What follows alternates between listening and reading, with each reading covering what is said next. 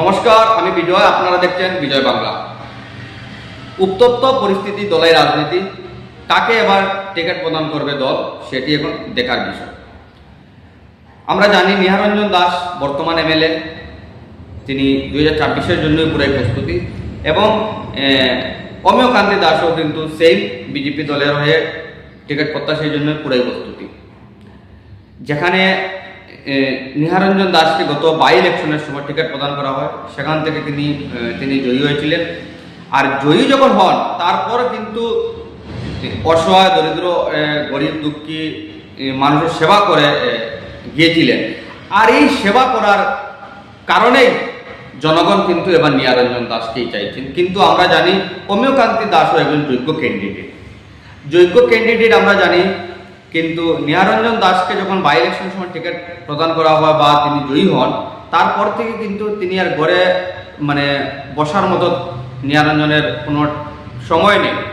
যখন তখন আমরা দেখি যে তিনি মাঠের মধ্যে নয় গঙ্গানগর, নয় আমরাঘাট, নয় চান্দিঘাট, বিভিন্ন অঞ্চলের কিন্তু যাচ্ছেন, মানুষের খোঁজখবর নিচ্ছেন, অসহায় মানুষের সাথে দেখা করছেন, সমাজের কাজ করছেন। যখন জয়ী ছিলেন, আর এক মিনিটও বড় বসার মতো এই সময়টা নিহারঞ্জনের কাছে ছিল না, যার দরুন আজকে মানুষ নিহারঞ্জন দাসকেই চাইছেন। আমরা জানি অমিয়কান্তি দাসও একজন যোগ্য ক্যান্ডিডেট। অমিয়কান্তি দাসেরও কিন্তু সমর্থন আমরা বলবো না নাই, আছে। কিন্তু অমিয়কান্তি দাসের থেকে নিহারঞ্জন দাসের সাপোর্ট অনেক বেশি। কেননা যেভাবে মানুষকে নিয়ে সুন্দরভাবে চলাফেরা করছে নিহারঞ্জন দাস, আর এই চলাফেরার জন্য মানুষ নিহারঞ্জন দাসকেই এবার চাইছে। নিহারঞ্জন দাস ভালো একজন ভদ্রলোক, তিনি সমাজের কাজ করছেন, আর সমাজের কাজ করে এগিয়ে রয়েছেন। মানুষ বুঝে নিয়েছেন আমরা কাকে এমএলএ বানালে আমাদের ভালো হবে, এটা কিন্তু মানুষ বুঝে নিয়েছেন।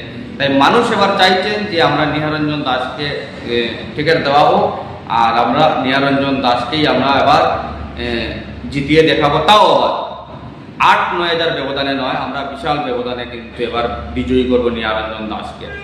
কিন্তু অমিয়কান্তি দাসও কিন্তু মাঠ চষে বেড়াচ্ছেন। অমিয়কান্তি দাসেরও যারা সমর্থন রয়েছেন, তারাও কিন্তু একটি কথা বলছেন যে অমিয়কান্তি দাসকে টিকিট দেওয়া হোক, আমরা বিপুল ভোটে জয়ী করবো। তবে দলের মধ্যে একটা উত্তপ্ত যেটা পরিস্থিতি, রাজনীতি, সেই উত্তপ্ত পরিস্থিতি মাঠের মধ্যে চলছে টিকিট নিয়ে, নিহারঞ্জন দাস এবং অমিয়কান্তি দাস। আরও যারা ক্যান্ডিডেট আছেন আমরা জানি, মিহির রায়, সুবীর মালাকার, অজয় লস্কর, রাজকুমার দাস, আরও ক্যান্ডিডেট রয়েছেন।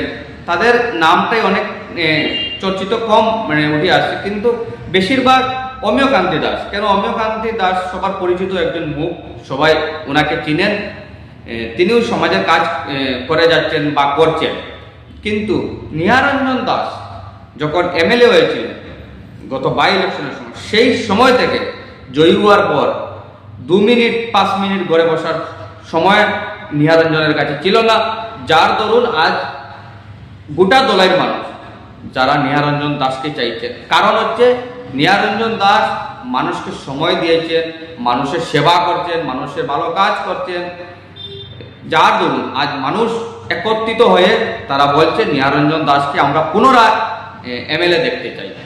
তবে দল এবার কাকে টিকিট প্রদান করবে সেটি এখন কিন্তু দেখার বিষয়, অমিয়কান্তি দাসকে না নিহারঞ্জন দাসকে। আপনারা কাকে চাইছেন, নিহারঞ্জন দাসকে না অমিয়কান্তি দাসকে, সেটি কমেন্ট করে বলবেন। কিন্তু অমিয়কান্তি দাসের পক্ষেও কিন্তু সাপোর্ট রয়েছেন বেশি, আর নিহারঞ্জন দাসের পক্ষে কিন্তু রয়েছে। কিন্তু কাকে এবার দল টিকিট প্রদান করবে সেটা এখন দেখার বিষয়। উত্তপ্ত পরিস্থিতি কিন্তু দলের মধ্যে রয়েছে, কাকে টিকিট প্রদান করবে, কাকে সেখান থেকে বিদায় দেখতে চান জনগণ, সেটি এখন দেখার বিষয়। ধন্যবাদ।